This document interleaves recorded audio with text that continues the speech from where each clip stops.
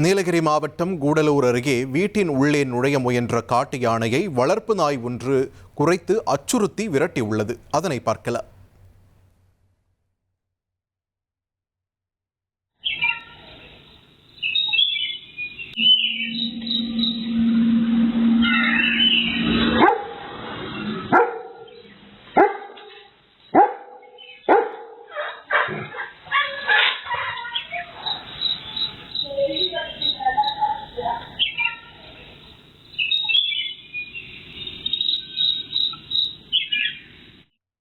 பெதிர்காடு கிராமத்தில் இன்று அதிகாலை காட்டு யானை உலா வந்ததால் பொதுமக்கள் அச்சமடைந்தனர்.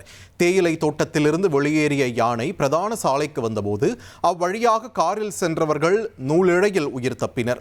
தொடர்ந்து குடியிருப்பு பகுதிகளில் உலா வரும் யானையை கண்காணித்து அடர்ந்த வனப்பகுதிக்குள் விரட்ட வனத்துறையினர் உடனடி நடவடிக்கை எடுக்க வேண்டும் என்று அப்பகுதி மக்கள் கோரிக்கை விடுத்துள்ளனர்.